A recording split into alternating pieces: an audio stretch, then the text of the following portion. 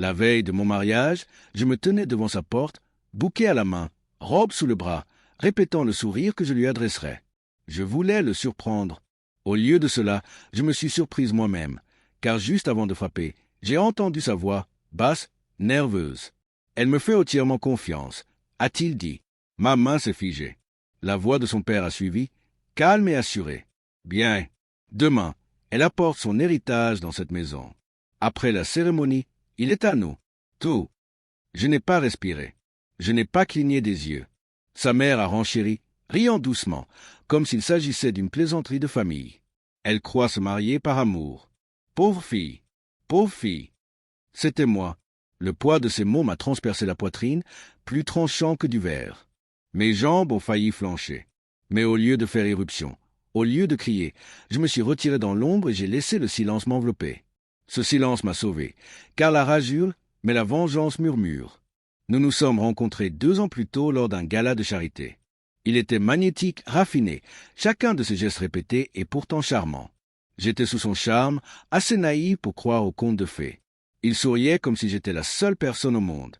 Et pendant un temps, je me suis laissé prendre au piège. Il connaissait par cœur mes livres préférés, ma façon de prendre mon café, le rythme de mon rire. J'avais l'impression d'être en intimité. Maintenant, je sais que ce n'était qu'une reconnaissance.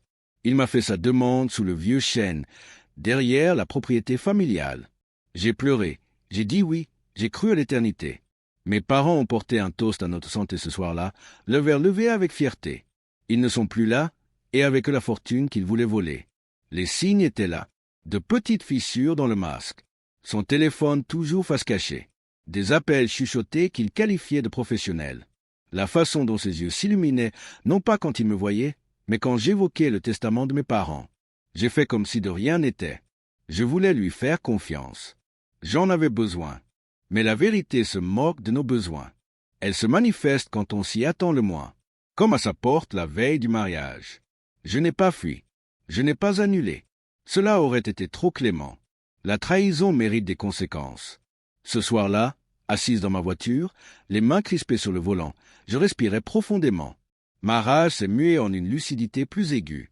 Ils me croyaient faible. Ils me croyaient aveugle. Qu'ils le croient, leur erreur serait mon arme.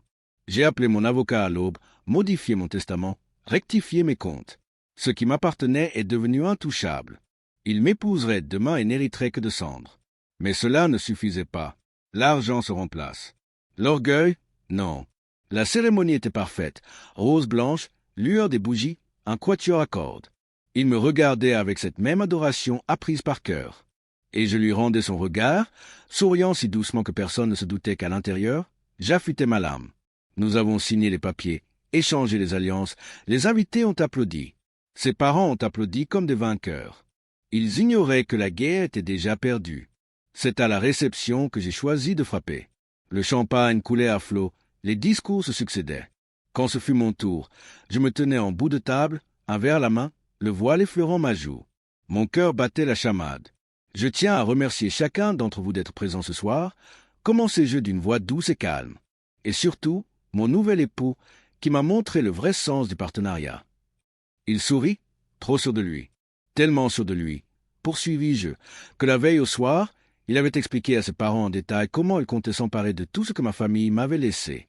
Comment, dès que j'aurais dit oui, il obtiendrait enfin ce qu'il désirait. Un silence de mort s'abattit sur la salle. Mes mots percèrent la musique, les rires, le tintement des verres. Il se figea, son sourire s'effaçant, son regard s'égarant. Ses parents sauraient dire, pas les désemparer. Je sortis un papier plié de ma robe. Ce qu'il ignore, c'est que les comptes ont été transférés, la succession sécurisée, et que ce qu'il convoitait n'existe plus. Des murmures d'étonnement parcoururent l'assemblée. Les flashs crépitèrent. Amis, collègues, partenaires commerciaux, tous témoins. Son empire de mensonges s'écroulait sous nos yeux. Je me suis penché vers lui, la voix basse, destinée uniquement à lui. Tu aurais dû chuchoter plus doucement. Les murs ont des oreilles. Il a bégayé, a essayé de parler, mais les mots se sont emmêlés dans sa gorge. Ses parents étaient debout, furieux, mais impuissants. Les regards des invités les brûlaient. Jugement, dégoût, pitié, et moi, je me suis assise, calme, sereine, un léger sourire aux lèvres. La mariée, qui avait donné à son époux exactement ce qu'il méritait.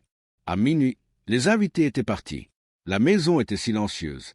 Il a essayé de me confronter, m'a d'abord supplié, puis menacé. Rien n'y a fait.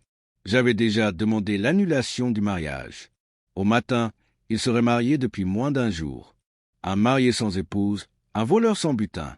Il m'a demandé pourquoi. Pourquoi ne pas être parti discrètement? Pourquoi l'humilier? Je l'ai regardé droit dans les yeux et lui ai dit la vérité. Parce que tu n'en voulais pas seulement à mon argent. Tu en voulais à moi, à ma confiance, à mon amour. C'est ce que tu as brisé. Et c'est ce que j'ai retenu ce soir. À l'heure où j'écris ces lignes, ma robe de mariée est accrochée dans un coin. Toujours blanche, toujours parfaite, mais elle ne symbolise plus l'amour. C'est une armure. La preuve que même le tissu le plus doux peut protéger une volonté affûtée. Je ne regrette rien. Ni la révélation, ni l'annulation, ni son expression lorsqu'il a compris que le piège s'était refermé. La veille de mon mariage, je croyais entrer dans un rêve. Au lieu de cela, je suis entré dans la vérité. Et la vérité est simple. Il voulait me posséder, mais au final, c'est moi qui lui ai appartenu.